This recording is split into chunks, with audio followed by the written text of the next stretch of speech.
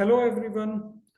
Basically इस video में हम जो 2023 का जो हमारा रिमेनिंग क्वेश्चंस रह गए थे कंप्यूटर के, हम उसको कंप्लीट करेंगे। तो लास्ट वीडियो में हमने 75 क्वेश्चंस तक उसको कंप्लीट करा था। तो इसमें हमारा जो क्वेश्चन नंबर 76 है, तो इसमें सेम क्वेश्चन आया हुआ है कि RISC processors are always prefer to CISC processors because of.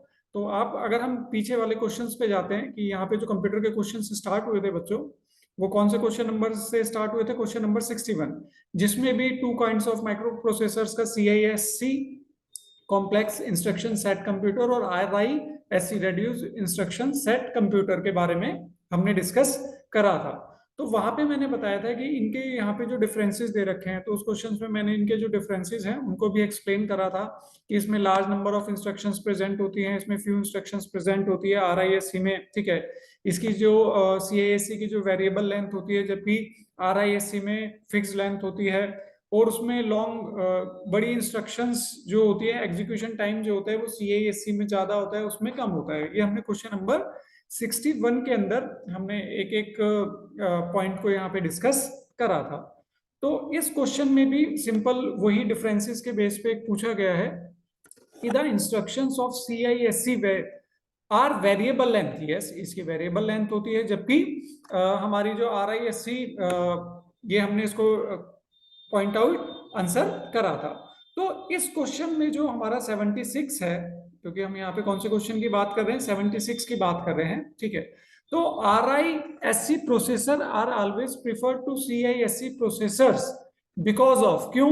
क्योंकि इनका साइज जो होता है वो कॉम्पैक्ट होता है देन कंपैरिजन टू CISC, जो डिफरेंसेस में मेंशन है। और ये मैंने बताया था कि ये प्रोसेसर के टाइप्स ही हैं, ठीक है।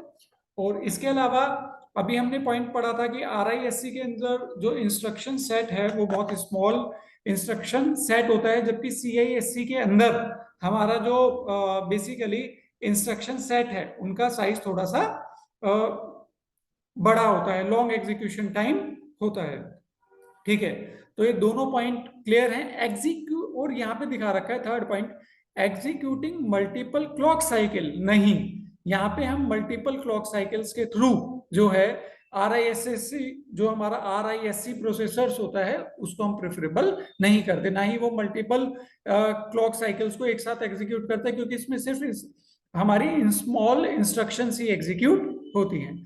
तो इसमें जो फर्स्ट टू जो पॉइंट है, कॉम्पैक्ट साइज और स्मॉल इंस्ट्रक्शन सेट, ये दोनों ही करेक्ट हैं अगर हम बात करें RISC प्रोसेसर की, ठीक है। तो इसमें हमारा जो ऑप्शन है वो कौन सा है करेक्ट आंसर? 76 का ऑप्शन ए। तो जब भी आप क्वेश्चन नंबर 61 को रीड आउट करो, जब भी आप क्वेश्चन नंबर 76 को रीड आउट करो, तो मेरी रिक्वेस्ट पहले यही है कि ये जो टोटल डिफरेंसेस हैं, आप एक बार टोटल डिफरेंसेस को गो थ्रू करें, RI जो नोट्स में अवेलेबल भी हैं, ठीक है, और CISC का। ओके, तो यहाँ पे 76 का है आंसर नंबर ए। अब हमारा यहाँ पे जो नेक्स्ट क्वेश्चन है वो है 77, which of the following algorithms are stable, ठीक है। तो यहाँ पे हमारी ना मल्टीपल, यहाँ पे बबल सॉर्ट का नाम दे रखा है, क्विक सॉर्ट का नाम दे रखा है, मर्ज सॉर्ट का नाम दे रखा है, इंसर्शन सॉर्ट। तो सॉर्टिंग का मीनिंग क्या होता है बच्चों? सॉर्टिंग का मीनिंग होता है कि जो भी हमारे पास डाटा गिवन है, ठीक है, जो एरे की फॉर्म में गिवन होता है या मल्टीपल डाटा गिवन है, अगर we want to arrange them in particular order, it may be in ascending order or it may be in descending order, तो that is called sorting।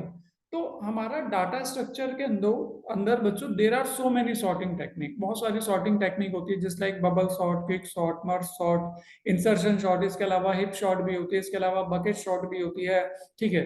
तो there are so many number of sorting technique available in data structure. तो किसी basically जो किसी sorting technique के अंदर हमारा क्या होता है, किसी सॉर्टिंग टेक्निक के अंदर हमारा कॉम्प्लेक्सिटी टाइम कहीं पे कम होता है, कहीं पे कॉम्प्लेक्सिटी टाइम हमारा ज्यादा होता है, ठीक है। कहीं पे किसी का रनिंग टाइम ज्यादा होता है, किसी का रनिंग टाइम कम होता है, किसी की स्पेस कॉम्प्लेक्सिटी ज्यादा होती है, किसी की स्पेस कॉम्प्लेक्सिटी हमारी कम होती है, ठीक है। तो सबसे पहले हम तो कहीं पे जहां पे हमें रनिंग टाइम को प्रायोरिटी देनी है, वहां पे हम किसी और सॉर्ट को प्रेफरेबल करते हैं। कहीं पे हमें स्पेस पे ज्यादा फोकस करना है तो वहां पे हम दूसरी सॉर्ट को प्रिफर करते हैं। लेकिन क्वेश्चन ये है कि सर ये कैसे क्लियर होता है कि कौन सी शॉर्ट हमारी स्टेबल है और कौन सी शॉर्टिंग हमारी स्टेबल नहीं है। ठीक है, तो बेसिकली अगर हम बात करते हैं कि स्टेबल सॉर्टिंग एल्गोरिथम की, तो स्टेबल सॉर्टिंग एल्गोरिथम का मतलब ये होता है, मीनिंग ये होता है कि जो रिलेटिव ऑर्डर है आइटम्स का, जो actual short with equal short की, मतलब अगर हम नंबर ऑफ एलिमेंट को शॉर्ट कर रहे हैं, उसमें कुछ एलिमेंट ऐसे हैं जो सेम है, मतलब सेम है, तो जो रिलेटिव ऑर्डर मेंटेन रखता है, उसको चेंज नहीं करता है, उसको, उन सॉर्टिंग टेक्निक को क्या बोला जाता है, स्टेबल सॉर्टिंग एल्गोरिथम्स बोला जाता है। जबकि जो उसका एक्चुअल ऑर्डर ऑफ एलिमेंट्स का जो पोजिशनिंग ऑर्डर है सेम एलिमेंट का, जिसमें वो सेम नहीं होता, वो चेंज हो जाता है, उनको हम कौन सी सॉर्टिंग टेक्निक बोलते हैं, उसको अनस्टेबल सॉर्टिंग एल्गोरिथम्स बोला जाता है। जैसे देखो यहाँ पे इमेज में आपको दिख रहा है कि एक मेरा एक अनसॉर्टेड एरे है जिसमें एलिमेंट है 3 5 2 1, देन अगेन 5 आ गया, देन 10 आ गया। तो अगर मैं यूज करूंगा उसमें स्टेबल सॉर्ट का यूज करूंगा, स्टेबल सॉर्टिंग टेक्निक का यूज करूंगा, तो आप देखेंगे कि जो 5 की जो सेकंड डुप्लीकेट एलिमेंट था, 5 जो सेम की एलिमेंट है, उसका ऑर्डर चेंज नहीं हुआ। जबकि अगर हम बात करते हैं कि अगर मैं इसमें अनस्टेबल सॉर्टिंग टेक्निक अप्लाई करूंगा, उसमें वहां पे उसका जो सेम एलिमेंट का जो एक्चुअल ऑर्डर है वो चेंज हो जाता है, तो उसको अनस्टेबल बोला जाता है। तो इसमें हमारी जो सॉर्टिंग टेक्निक होती है जिसका मतलब स्टेबल ऑर्डर नहीं होता, तो कौन सी सॉर्टिंग टेक्निक होती है हमारी इसमें, वो होती है अनस्टेबल, जिसका मतलब बेसिकली जिसमें स्टेबल रहता है वो क्विक शॉर्ट अनस्टेबल शॉर्ट में मानी जाती है। जबकि बबल शॉट हो गया, मर्ज शॉट हो गया, इंसर्शन शॉट हो गया, ये हमारी स्टेबल के अंदर मानी जाती है। तो यहाँ पे जो हमारा इसका बच्चों आंसर है वो 1 3 और 4 करेक्ट है, ये स्टेबल शॉर्टिंग टेक्निक है। तो हमारा 1 3 और 4 ऑप्शन हमारा किस में आ रहा है, ऑप्शन सी में। तो 77 जो क्वेश्चन नंबर है इसका जो करेक्ट आंसर है वो है ऑप्शन सी। ठीक है, तो एक बार आप वैसे डाल भी सकते हैं, जैसे हिप शॉट है वो भी अनस्टेबल होती है, तो वो भी हमारे नोट्स में गिवन होता है कि कौन सी स्टेबल शॉर्टिंग टेक्निक है और कौन सी अनस्टेबल है, दोनों में क्या डिफरेंसेस होता है वो मैंने इस वीडियो में एक्सप्लेन करा है आपको। ठीक है, अब हम इसके नेक्स्ट क्वेश्चन की तरफ आते हैं, क्वेश्चन नंबर 78। तो बेसिकली जो क्वेश्चन नंबर 78 है, तो इसमें पहला पूछा गया steps for developing software program remain same irrespective of the operating system. Yes, अगर हमने कोई भी, जैसे फॉर एग्जांपल है कि हम कोई भी एक प्रोग्राम बना रहे हैं सी लैंग्वेज में, तो चाहे हम उसका ऑपरेटिंग सिस्टम, चाहे हम विंडोज का यूज कर रहे हो, चाहे ऑपरेटिंग सिस्टम मैक आईओएस का यूज कर रहे हैं, चाहे operating system Linux Unix use कर रहे हो, तो जो भी सॉफ्टवेयर प्रोग्रामिंग के जो डेवलपिंग स्टेप्स होते हैं वो हमेशा क्या होते हैं, सेम ही होते हैं, उससे ऑपरेटिंग सिस्टम चाहे कोई सा भी क्यों ना हो। तो ये हमारा बिल्कुल करेक्ट स्टेटमेंट है। नेक्स्ट इसमें पूछा गया है if the program is using exponential, जो एक मैथमेटिकल फंक्शन है, एक्सपोनेंट निकालने के लिए यूज होता है, then the object code of this function should be brought from the math library of the system and link to the main program. Yes, तो हमने बताया था कि there are so many mathematical functions होते हैं, जैसे पावर निकालने के लिए पीओडब्ल्यू फंक्शन होता है बच्चों, स्क्वायर रूट निकालने के लिए एसक्यूआरटी फंक्शन होता है, एक्सपोनेंशियल निकालने के लिए ईएक्सपी फंक्शंस होता है। तो जितने भी हमारे इनबिल्ट फंक्शंस होते हैं ये एक पर्टिकुलर लाइब्रेरी से बिलोंग करते हैं, जस्ट लाइक प्रिंटफ और स्कैनफ जो बिलोंग करता है वो स्कीड्यूल डॉट एच से बिलोंग करता है। जो हमारा ये मैथमेटिकल फंक्शन है उसके लिए हमें कौन सी लाइब्रेरी को लिंक करना होता है, मैथ डॉट एच नाम की लाइब्रेरी को लिंक करना होता है, क्योंकि जब भी वो एक सोर्स कोड से किसी भी प्रोग्राम का ऑब्जेक्ट कोड जनरेट करेगा तो वो हमारा जो मेन प्रोग्राम है उसको किससे लिंक करेगा, मैथ लाइब्रेरी से लिंक करेगा। तो यहाँ पे हमने दोनों जो स्टेप्स हैं बिल्कुल करेक्ट हैं, दोनों स्टेटमेंट करेक्ट हैं। तो इस अकॉर्डिंगली इसका आंसर है बोथ 1 एंड 2। तो जब भी हमने स्टार्टिंग में सी प्रोग्रामिंग लैंग्वेज का फंडामेंटल सेक्शंस पढ़ा था तो उसमें हम लिंकिंग एरर भी बताते थे कि अगर डिजायर्ड हेडर फाइल जिन फंक्शंस का हम यूज कर रहे हैं वो हमारे प्रोग्राम के साथ बच्चों अगर लिंक्ड नहीं है तो it will generate N linking error. Okay, तो यहाँ पे हमारा 78 का जो आंसर है वो बोथ 1 एंड 2 है, सी ऑप्शन है। अब हम बात करते हैं क्वेश्चन नंबर 79 की। What is equivalent of hexadecimal number of this given octal number. ठीक है, तो यहाँ पे हमारा एक ऑक्टल नंबर गिवन है 6251। तो हमने नंबर सिस्टम कन्वर्जन में काफी सारी कन्वर्जन्स पढ़ी थी, तो अगर हमें ऑक्टल को हेक्साडेसिमल में कन्वर्ट करना है बच्चों, या फिर हमें हेक्साडेसिमल को ऑक्टल में कन्वर्ट करना है, तो सबसे पहले हम गिवन वैल्यू को हम बाइनरी में कन्वर्ट करेंगे और फिर उस बाइनरी नंबर को अगेन हेक्साडेसिमल में कन्वर्ट करेंगे और वाइस वर्सा। सपोज दैट आपको हेक्साडेसिमल नंबर गिवन होता और उसमें आपको ऑक्टल में कन्वर्ट करना होता, तो आप हेक्साडेसिमल का पहले इक्विवेलेंट बाइनरी निकालेंगे, देन बाइनरी का इक्विवेलेंट फिर आप ऑक्टल निकालेंगे। तो जब मैंने कन्वर्जन बताई थी बच्चों, तो मैंने बताया था कि हम इस तरीके से टेबल का यूज करते हैं, जो यहाँ पे टेबल हमारी गिवन है, ठीक है। तो जैसे यहाँ पे हमने ये टेबल वहां पे मैंने जनरेट करके बताई थी कि यहाँ पे हमारे ऑक्टल नंबर अवेलेबल हैं जो 1 to 7 तक, 0 से 7 तक हैं, और इसके इक्विवेलेंट हमारे कौन सी वैल्यूज अवेलेबल हैं, बाइनरी, जिसमें 4 टाइम्स 0, 4 टाइम 1। अगर आप नंबर सिस्टम कन्वर्जन की वीडियो देखेंगे तो उसमें आपको पता लगेगा कि कैसे मैंने यहाँ पे 4 टाइम 0, 4 टाइम 1 और ये टेबल जनरेट करी है। सेम हेक्साडेसिमल के केस में बच्चों, सिंपल हेक्साडेसिमल का जो बेस होता है वो 16 होता है और बाइनरी का जो बेस होता है वो 2 होता है। अगर मैं 16 को 2 की फॉर्म में लिखूं, that is 2 to the power 4, तो 1 hexadecimal number is equivalent to 4 binary digit. तो यहाँ पे मैंने एक कॉलम बनाया जिसमें हेक्साडेसिमल के नंबर्स को लिखा, और देन सेकंड मैंने फिर देन 8 टाइम 0, 8 टाइम नम, इस अकॉर्डिंगली मैंने एक टेबल जनरेट करी, जो हमने नंबर सिस्टम की क्लास में उसको देखा था। तो यहाँ पे मेरा पहले एक वैल्यू था जिसकी वैल्यू थी 6251, तो पहले मैंने 6 का इक्विवेलेंट निकाला, फिर देन मैंने 2 का इक्विवेलेंट निकाला, फिर देन मैंने 5 का इक्विवेलेंट निकाला, ठीक है, और फिर मैंने देन 1 का इक्विवेलेंट। तो यहाँ पे मैं, आप देखोगे कि जो 3 के पेयर्स थे, तो पहले यहाँ पे मैंने 6 का पेयर लिख दिया, देन उसके बाद 2 का पेयर लिख दिया, उसके बाद मैंने 5 का पेयर लिख दिया, और देन लास्ट में मैंने जो थर्ड पेयर निकाला 1 का पेयर निकाला। फिर ये बाइनरी नंबर आ गया मेरा, ऑक्टल का इक्विवेलेंट बाइनरी निकाल लिया। अब मुझे इस बाइनरी को हेक्साडेसिमल में बनाना है।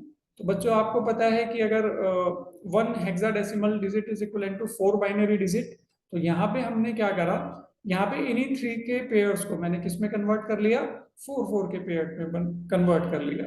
देन पहला पेयर क्या आया, 1100, फिर नेक्स्ट पेयर आया 1010, देन लास्ट पेयर आया 1001। फिर मैंने इन पेयर के अकॉर्डिंग देखा भाई 1100 के इक्विवेलेंट क्या आ रहा है, तो मैंने यहाँ पे देखा 1100 के इक्विवेलेंट मेरा आ रहा है सी।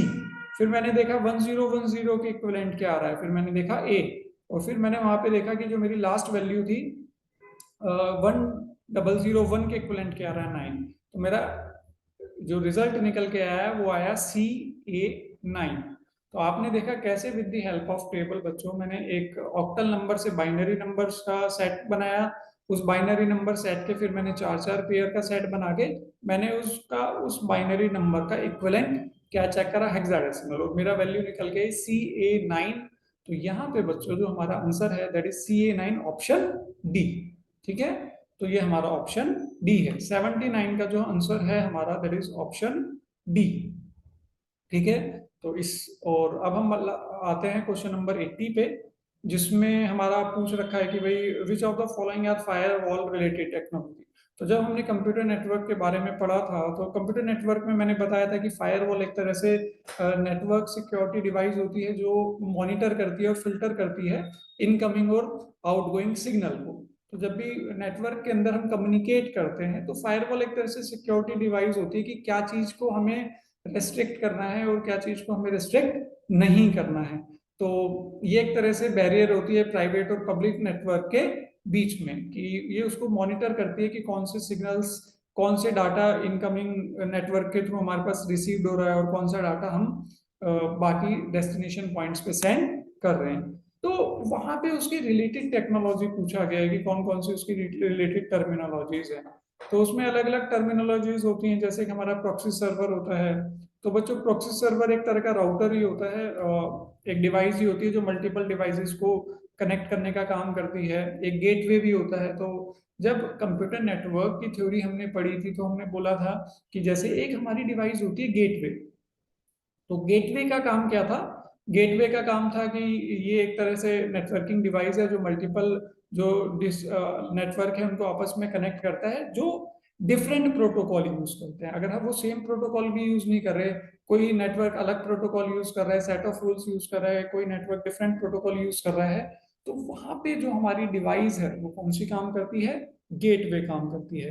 तो ये भी इससे रिलेटेड ही है, क्योंकि ये नेटवर्क डिफरेंट नेटवर्क को आपस में कम्युनिकेट करा रहा है ना। इसी तरीके से एक हमारे प्रॉक्सी सर्वर होते हैं, प्रॉक्सी सर्वर भी एक्ट लाइक एन सर्वर की तरह काम करते हैं कि जब भी हम एक तरह से किसी नेटवर्क के अंदर यूजर और जो इंटरनेट है उनको एक तरह से सिस्टम प्रोवाइड कराता है या गेटवे प्रोवाइड कराता है जिससे वो आपस में एक दूसरे से कम्युनिकेट कर पाते हैं, और ये उसको प्रिवेंट भी करता है। जितने भी हमारे साइबर अटैक होते हैं जो प्राइवेट नेटवर्क में एंटर करने की कोशिश कर रहे होते हैं, तो ये भी उसको रोकने की कोशिश करता है। ठीक है।